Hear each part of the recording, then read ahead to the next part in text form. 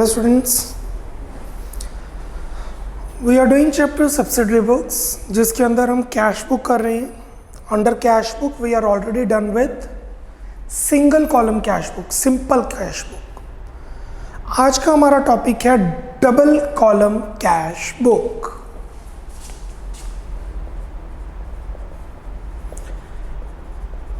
This is the most important topic. 6 to 8 marks का question ये ज़रूर आता है. A very important topic it is. और सबसे ज़्यादा क्वेश्चन हमारी असाइनमेंट में इसी टॉपिक के हैं. We have around 10 questions, approximately 10 to 12 questions. What is the format, what is double column cash book? Double column cash book cash और banking transactions को रिकॉर्ड करता है. सब्सिडरी बुक का मतलब क्या है कि जर्नल के टीडीएस कॉन्सेप्ट को, टायरिंग कॉन्सेप्ट को छोटा करना, क्लैरिकल वर्क को स्मॉल करना. तो कई फर्म्स ऐसी होती हैं जिसमें banking transactions again and again होती हैं, बार बार होती हैं. I repeat again, sometimes the banking transactions are too much. तो उसके लिए वो bank subsidiary books cash book के अंदर ही एक नया कॉलम बना लेते हैं, बैंक का column.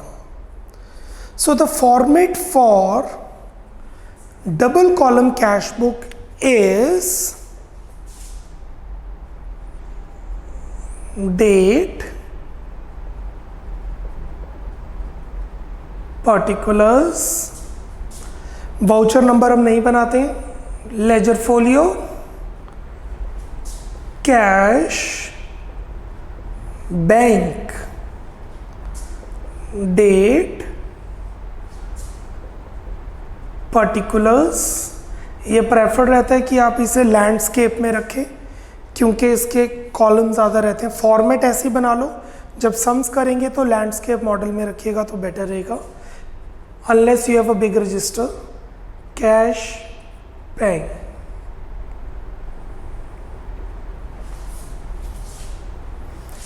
Amount in rupees, debit, credit.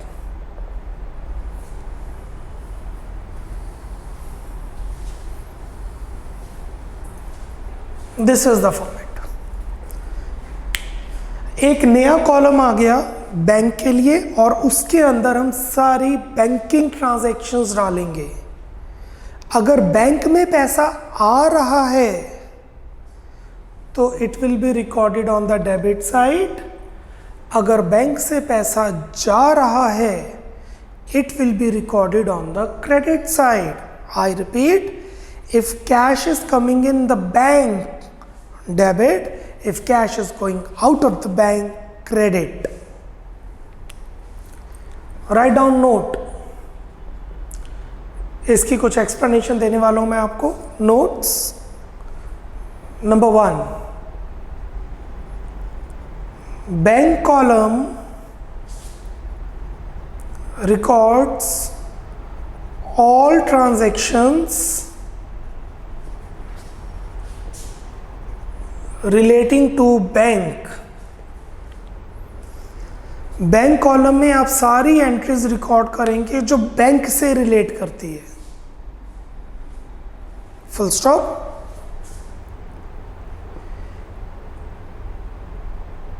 If cash is coming in, cash और चेक, if amount लिख लीजिए, if amount is coming in the bank then it will be debited. Same. receipt, payment. पैसे आ रहे हैं तो receipt side, पैसे जा रहे हैं तो payment side. If amount is coming in the bank, then it will be debited, comma. Similarly, if amount is going out of the bank, अगर पैसा बैंक से जा रहा है, then it will be credited. When I say it stands for bank column, bank column में वो amount आएगी, बाकी डेट वही, पर्टिकुलर वही, कैश अमाउंट वही, वाउचर नंबर वही जो हम नहीं पुट कर रहे हो, everything is same. Cool. Second, ये चीज मैं आपको पहले एक्सप्लेन कर चुका हूं, अगर हमें चेक रिसीव हो रहा है, अगर हमें चेक रिसीव हो रहा है और हमने बैंक में जमा करवा दिया उसी दिन, if we have received the cheque and we have deposited the cheque in the same day, we will debit the bank, हम पैसे बैंक में जमा करवाएंगे, चेक्स इन हैंड में नहीं। बट अगर हमें चेक रिसीव हो रहा है और किसी और दिन बैंक में जमा करवाया, तो हम cheques in hand account open करेंगे, we will open cheques in hand account.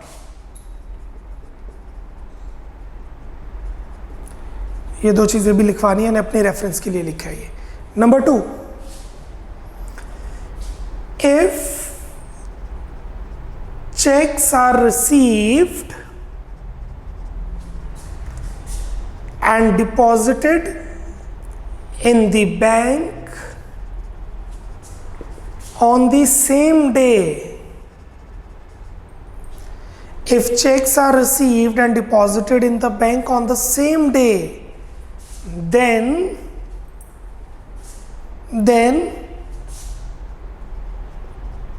it should be recorded on the debit side of bank column in cash book। अगर चेक रिसीव हो रहा है और हम बैंक में जमा करा रहे हैं उसी दिन, तो हम बैंक कॉलम में रिकॉर्ड करेंगे डेबिट साइड, हम ये मानेंगे कि चेक रिसीव हो चुका है।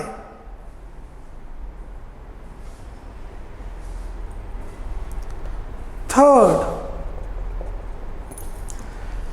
अगर चेक रिसीव हो रहा है किसी और दिन अकाउंट जमा करवाया है बैंक में, तो हम cheques in hand account open करेंगे। एग्जीक्यूट कैसे करेंगे, वो जब सम करेंगे तब आपको पता चलेगा। If cheques are received and deposited in the bank on any other day, then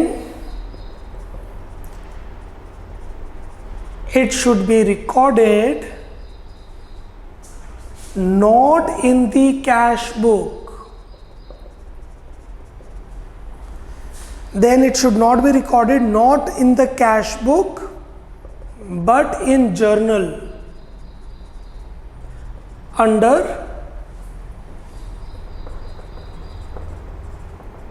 checks in hand account।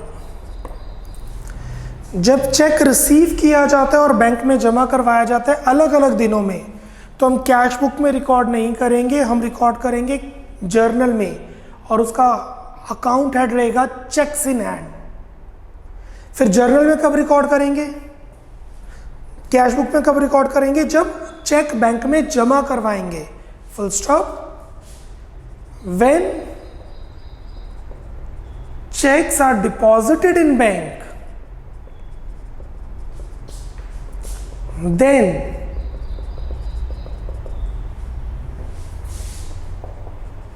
It will be recorded in cash book. Cash book में कब रिकॉर्ड करेंगे, जब चेक बैंक में जमा करवाएंगे। So I repeat again, cheque receive किया, bank में जमा करवाया, तो सीधा बैंक के कॉलम में। चेक रिसीव किया, किसी और दिन बैंक में जमा करवाया, तो चेक्स इन हैंड अकाउंट उन दिनों के लिए जितने देर के लिए हमारे पास पड़ा हुआ है। अगर क्वेश्चन में पता ही नहीं कि चेक कब डिपॉजिट करवाया, तो हम ये इज्यूम करेंगे कि उसी दिन चेक डिपॉजिट करवा दिया।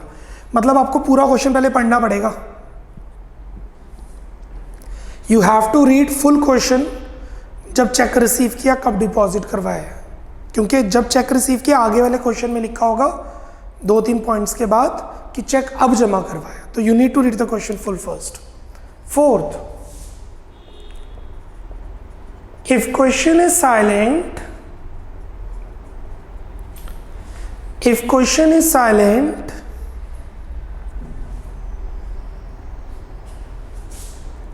about depositing the received check,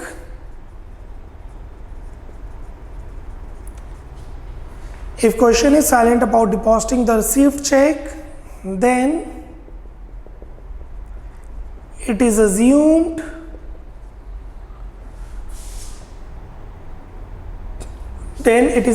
that it is deposited the same day. It has been deposited the same day.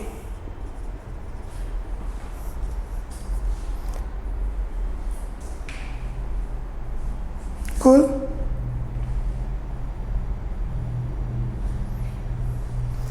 Now, कल के लेक्चर में मैंने आपको एक्सप्लेन किया था कैश का हमेशा डेबिट बैलेंस होता है। बैंक का डेबिट भी हो सकता है, क्रेडिट भी हो सकता है। इसे कहते हैं बैंक ओवरड्राफ्ट। समझिए बैंक ओवरड्राफ्ट क्या होता है।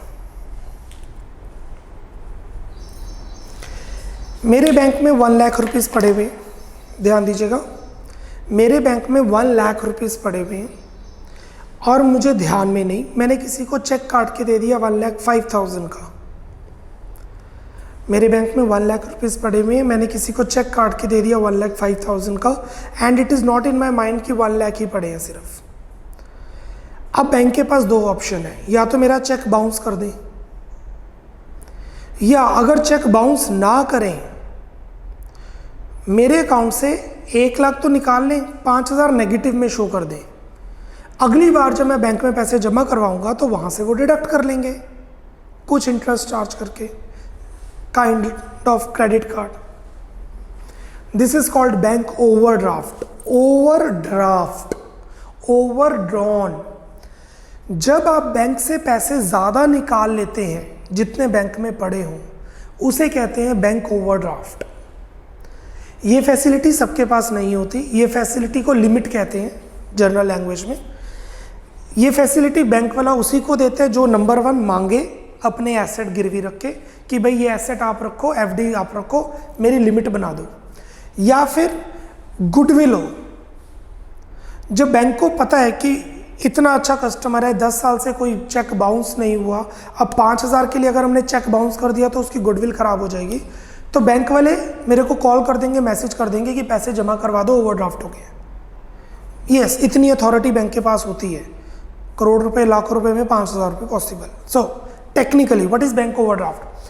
बैंक ओवरड्राफ्ट का मतलब होता है जब आप पैसे ज़्यादा बैंक से निकाल लेते हैं जितने बैंक में पड़े हैं। ये एक फैसिलिटी होती है, और क्योंकि ये आपके लिए लायबिलिटी है, लायबिलिटी मतलब देनदारी, इसका क्रेडिट बैलेंस होता है। कल बताया था कैश का हमेशा डेबिट बैलेंस होता है, बैंक का डेबिट भी हो सकता है, क्रेडिट भी हो सकता है। डेबिट मतलब हमारे पैसे बैंक में पड़े हैं, क्रेडिट मतलब बैंक को हमने पैसे देने हैं।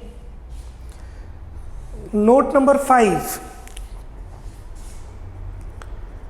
Bank can have bank account. When I say bank account means bank column. Bank account can have debit balance और क्रेडिट बैलेंस। बैंक का डेबिट बैलेंस भी हो सकता है और क्रेडिट बैलेंस भी हो सकता है, full stop.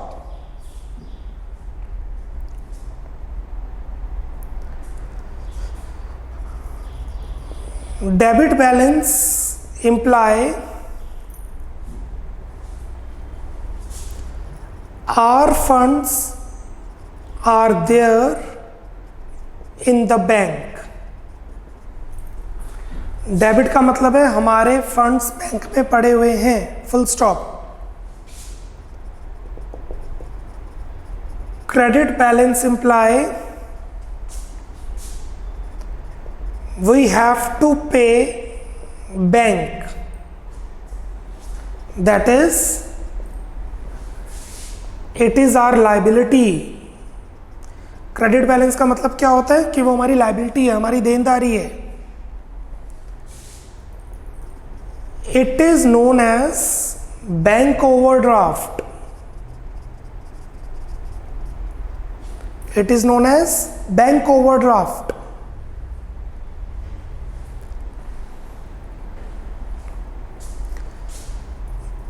When withdrawn amount from bank, when withdrawn amount from bank exceeds deposited amount in bank, जब बैंक से पैसे जो निकाले हैं वो बहुत ज़्यादा हो जाएं जितने जमा हैं, when withdrawn amount from bank exceeds deposited amount in bank, then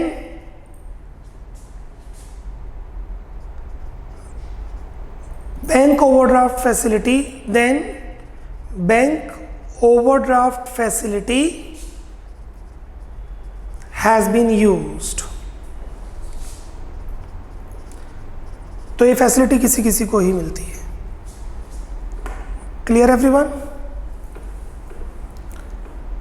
तो उस केस में हम टू बैलेंस ब्रॉट डाउन की जगह बाय बैलेंस ब्रॉट डाउन लिखेंगे। बैलेंस ब्रॉट डाउन मतलब पैसा लेके आए हैं, बाय का मतलब credit balance. Why credit balance? क्योंकि लायबिलिटी है। In this case opening balance should be shown on the credit side as by balance carried down। Cash में हम क्या लिखते हैं? To balance brought down. Cash में हम लिखते हैं टू बैलेंस ब्रॉट डाउन, मतलब हमारे पास इतना कैश है। बैंक में हम क्या लिखेंगे? टू बैलेंस ब्रॉट डाउन या बाय बैलेंस ब्रॉट डाउन, दोनों ठीक है। टू मतलब इतना पैसा है, बाय मतलब इतना पैसा देना है। क्रेडिट साइड क्या? Brought down, not carry down. Brought down मतलब opening balance. Brought down is opening balance, carry down is closing balance. Sixth, the most important one,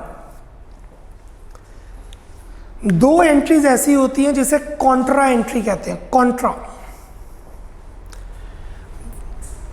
जैसे हमने राम से पैसे लिए, एक कैश में जाएगा, एक राम में जाएगा।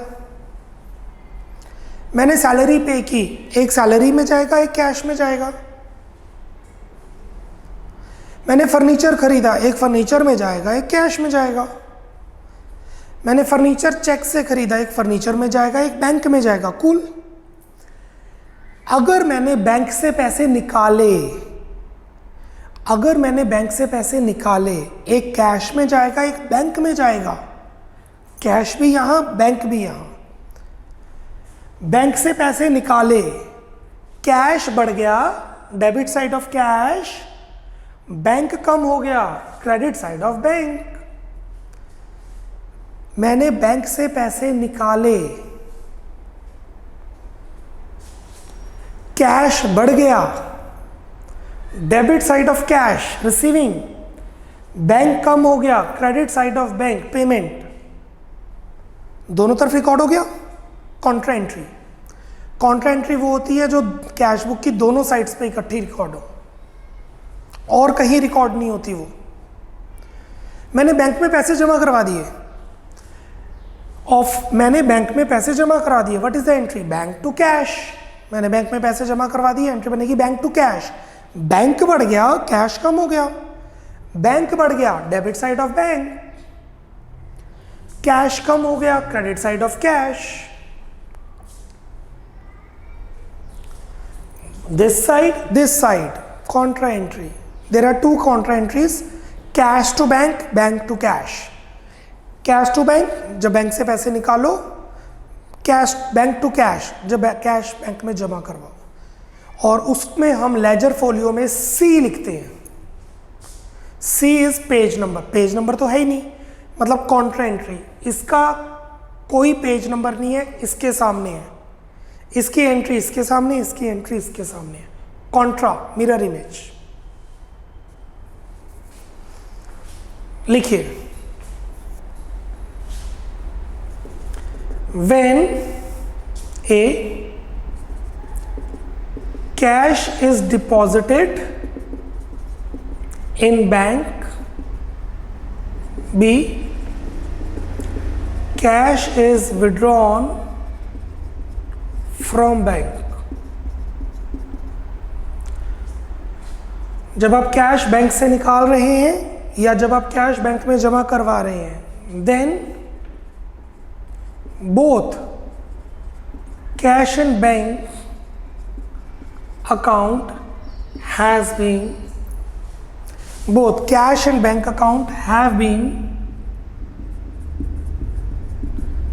affected।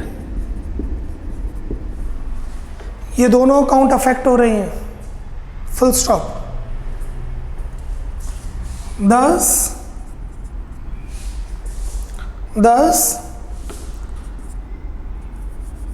these are recorded on both sides of cash book।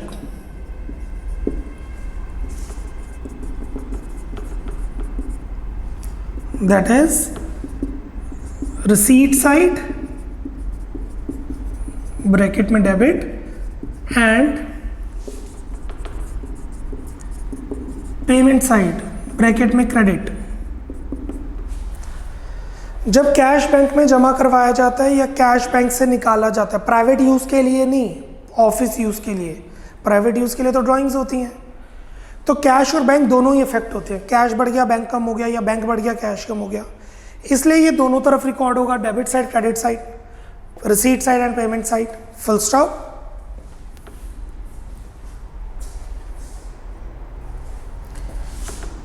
These are known as contra entry।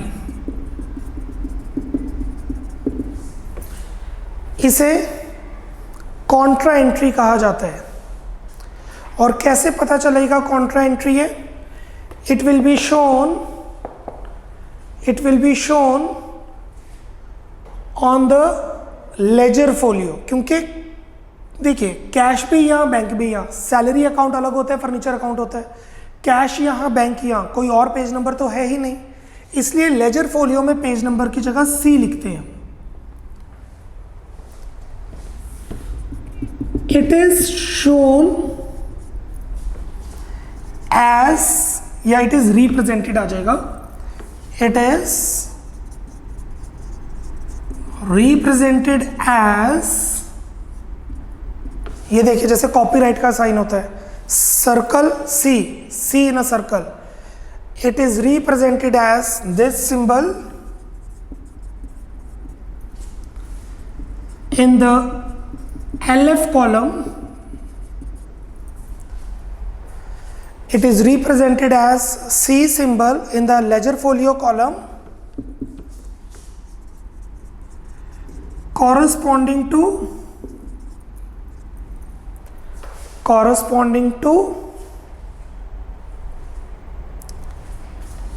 transaction।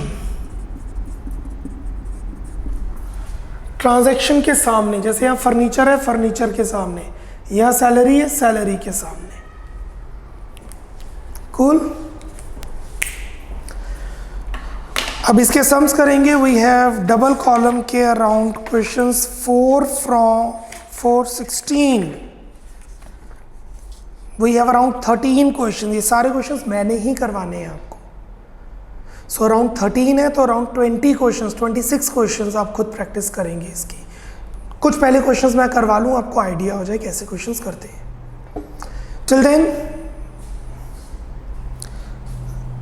Let's start with the question. Question number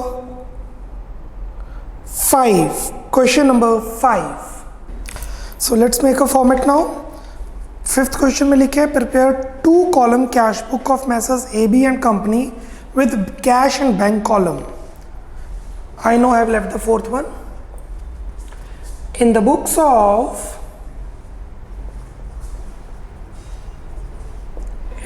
of Messrs AB and company cash book. You can write double column. I'm just writing cash book. Landscape model would be the better option. Date, particulars, ledger folio. Particulars की width ज़्यादा रहेगी. Cash, bank, date, particulars. Cash और bank में इतनी जगह रखिए amount in thousands आराम से आ जाए. Presentation is very important.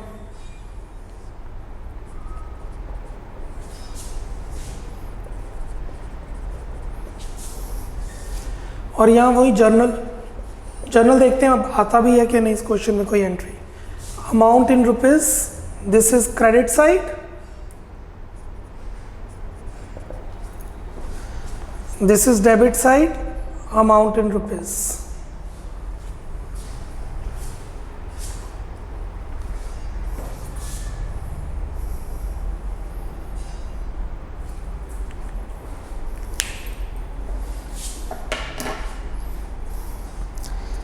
First October bank balance. कुछ नहीं गिवन तो वो ओवरड्राफ्ट नहीं है.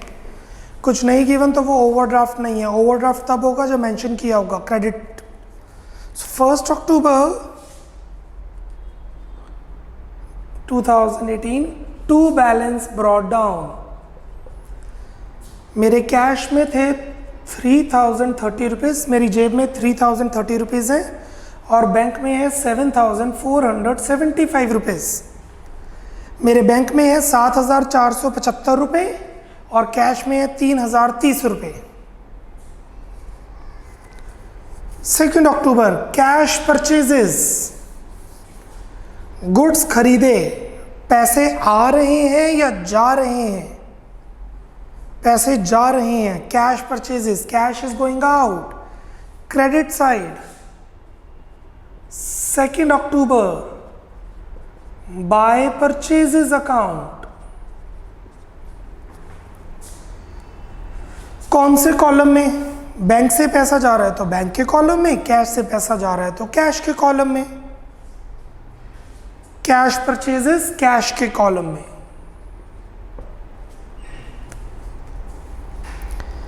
Cash withdrawn from bank. Bank से पैसे निकाले. बैंक से पैसे निकाले तो एंट्री बनेगी कैश टू बैंक. यही एंट्री बनेगी ना, बैंक से पैसे निकाले. कैश बढ़ गया, बैंक कम हो गया. कैश में पैसे आ गए, बैंक से पैसे चले गए, तो दोनों कॉलम इफेक्ट कर रहे हैं. Cash to bank.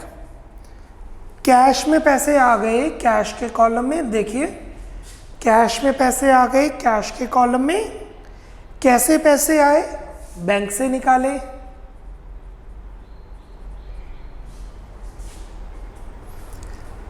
बैंक से पैसे चले गए क्रेडिट साइड बैंक के कॉलम में. बैंक से पैसे चले गए क्रेडिट साइड बैंक के कॉलम में. क्यों गए? क्योंकि कैश निकाला. By cash.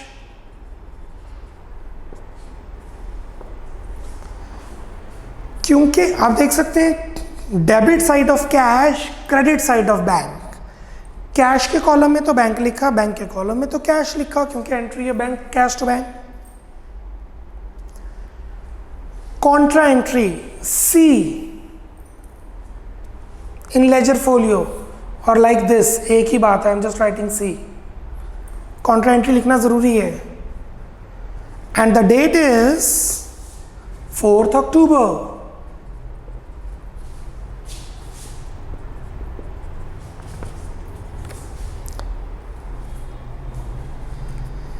Paid rent for September 18. सितंबर का रेंट पे कर दिया. रेंट पे करने की एंट्री बनेगी रेंट टू कैश. रेंट पे करने की एंट्री बनेगी rent account debit to cash. पैसा जा रहा है, कुछ नहीं पता तो कैश में पे किया, चेक से नहीं. Rent to cash. 5th October by rent account या फिर आउटस्टैंडिंग रेंट अकाउंट। सितंबर का रेंट अक्टूबर में पे किया है, इस वजह से आप दोनों नहीं लिखेंगे, आप एक लिखेंगे, या रेंट या आउटस्टैंडिंग रेंट। हाँ, अगर पिछले साल का रेंट दिया होता फिर तो आउटस्टैंडिंग रेंट ही आना था। अगर हमने लास्ट ईयर का रेंट दिया होता फिर आउटस्टैंडिंग रेंट ही आना था। ये तो पिछले महीने का रेंट दिया है, क्या पता हम एक एक महीना लेट रेंट देते हो तो फिर आउटस्टैंडिंग रेंट नहीं, अकेला रेंट आएगा। अभी के लिए दोनों ठीक है, आपको ये एक लिख लीजिए। अगर यहाँ पे लिखा होता paid rent for the year 2017, फिर यहाँ आउटस्टैंडिंग रेंट ही आता, क्योंकि पुरानी लायबिलिटी पे की है हमने। Goods sold were 2000, received cash for this, account paying check received from the balance and deposited into bank। 2000 के गुड्स बेचे, 1000 का चेक, 1000 का पेई चेक, और वही चेक 1000 का कैश, 1000 का पेई चेक, और वो चेक बैंक में जमा करा दिया। क्या एंट्री बनेगी? कैश बैंक, चेक से हैंड नहीं, to sales.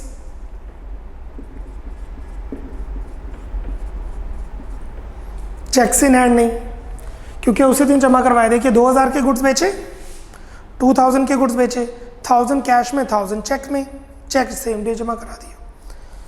What is account पे चेक? अकाउंट पे चेक होता है बहुत ही सिक्योर्ड। उस चेक पर बंदे का नाम या उस अकाउंट का नाम लिखा होता है। जैसे आप मुझे फीस दो, चेक में लिख दो कमर्स विला और डबल लाइन लगा दो, वो चेक मैं किसी को नहीं दे सकता, वो पैसे मेरे ही अकाउंट में आएंगे। बेयरर चेक में क्या होता है, आप खाली छोड़ देते हैं, मैं किसी का भी नाम फिल करके किसी भी अकाउंट में जमा करवा सकता हूँ। सो दिस इज अकाउंट पे चेक, जिसे मैं एंडोर्स किसी और को नहीं फॉरवर्ड कर सकता। जस्ट फॉर नॉलेज, एंट्री तो यही रहेगी। कैश बैंक टू सेल्स, पैसे आ रहे हैं 8 अक्टूबर टू सेल्स अकाउंट, 1000 कैश में, 1000 बैंक में, same day. Paid wages and salaries in advance, wages and salaries advance में पे की, स्पेशली लिखे एडवांस में, क्या पता अगले साल का एडवांस हो, स्पेसिफिकली लिखे एडवांस। पैसे जा रहे हैं credit side by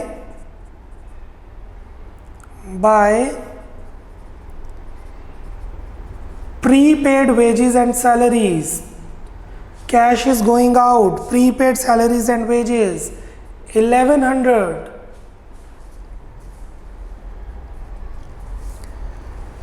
goods sold on credit to Neha, Neha को गुड्स बेचे क्रेडिट में, ना तो पैसा आ रहा है ना ही पैसा जा रहा है, neither cash coming in nor cash going out, but it is a business transaction, we will record it in journal. 12th October 2018, Neha account debit to sales account, 1000 के गुड्स क्रेडिट पे बेचे, being goods sold on credit.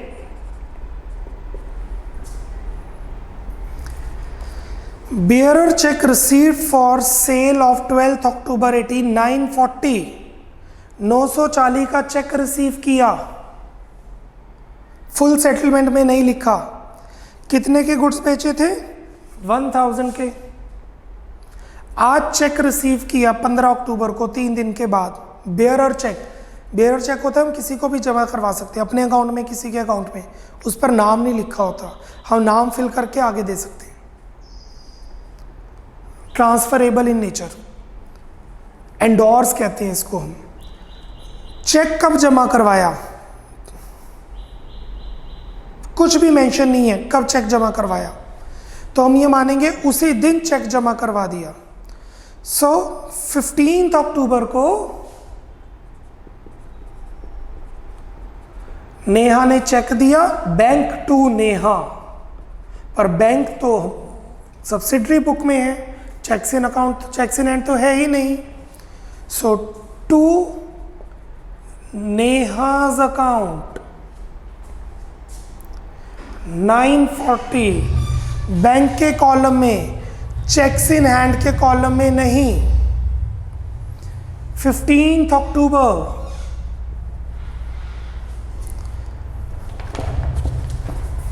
15 October to Neha's account 940। अब जो 60 rupees का discount नहीं है, बाद में आ जाएंगे। नेहा को 1000 के गुड्स बेचे, 940 नेहा ने दे दिए।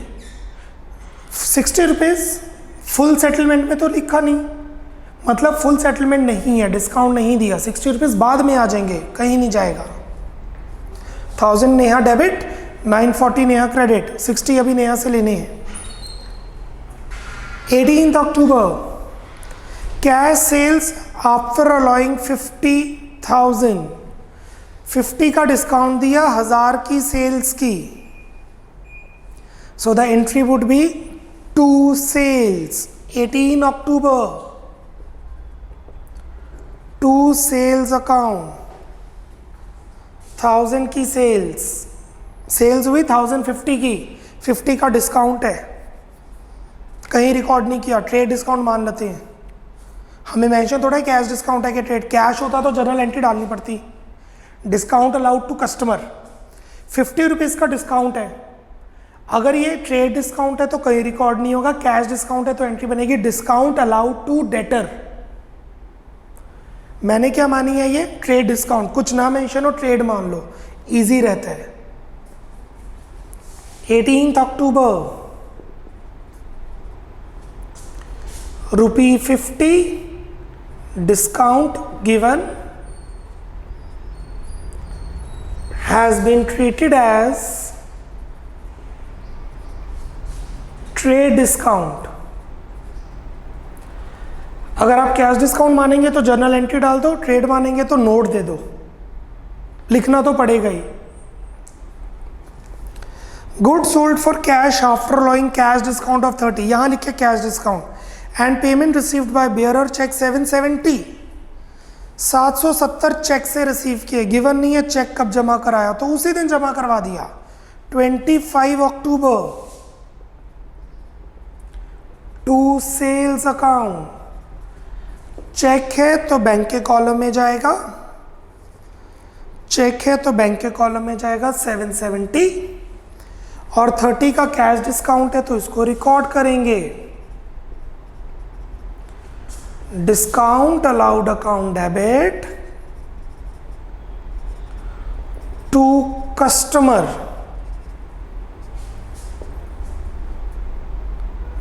How much is the cash discount, 30 rupees.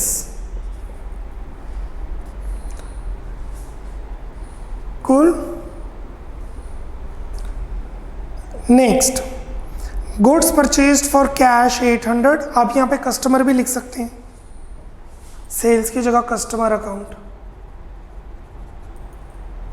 I have written the sales is, मैं वो जब भी 2-3 ऑप्शन हो मैं वो ऑप्शन लेता हूँ जो आपको समझाया इजीली जा पाए।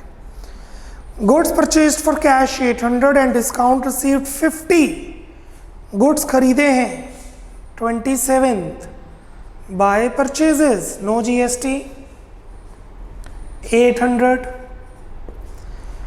कैश में खरीदे, कैश बैंक नहीं पता तो डिस्काउंट रिसीव्ड नहीं पता, कौन सा डिस्काउंट मान लेते हैं, trade discount. 25 October again, no 27 October, ₹50 discount has been treated as trade discount। अगर आप इसे कैश डिस्काउंट मानेंगे तो एंट्री बनेगी creditor account debit to discount received. अगर आप इसे कैश डिस्काउंट मानेंगे तो एंट्री बनेगी creditor account debit to cash received. That's it. Sum complete हो चुका है, सम कंप्लीट हो चुका है, बट अभी बैलेंसिंग पेंडिंग है। Now you know how to do the balance. अलग अलग करेंगे, पहले कैश का कॉलम फिर बैंक का कॉलम। पहले cash, debit side 30, 30, 3500, 1000, 1000, 8530 credit side,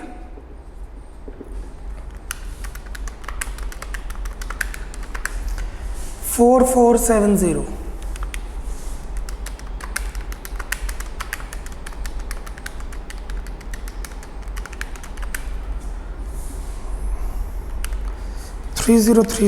plus 3500 plus 1000 plus 1000.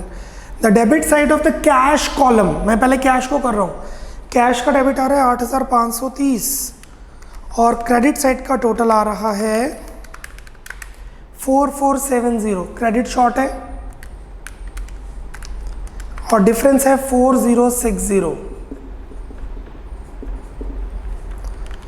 सो राइट डाउन मंथ की बुक्स है तो 31 अक्टूबर में जाएगा. 31 October by balance carry down 4060 close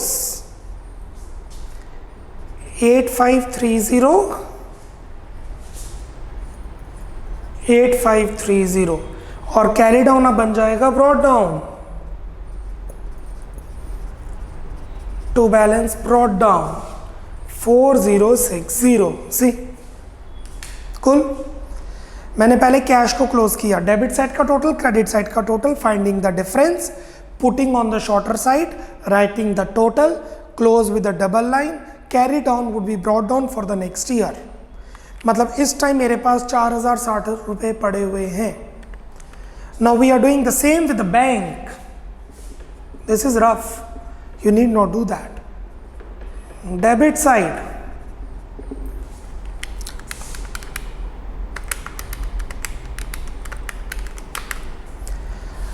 $10,185.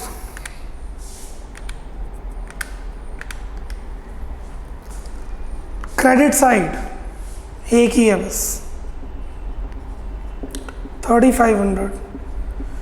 मैं टिक लगा रहा हूँ शॉर्टर साइड पे, मतलब जहाँ पे बैलेंस लिखना है. डिफरेंस 6685.